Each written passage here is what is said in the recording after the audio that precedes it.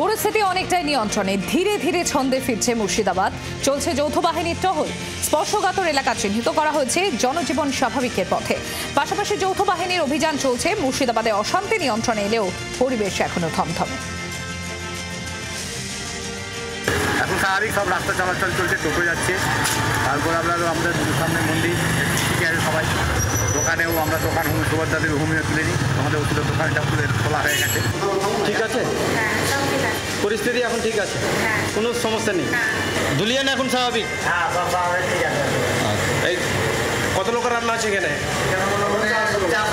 400 লোকের রান্না হচ্ছে। কি রান্না হচ্ছে? ওই আলু সয়াবিন। ভালো আছে, শান্ত আছে। এটা কোন জায়গা? কোনো গন্ডগোল দেখতে পাই না।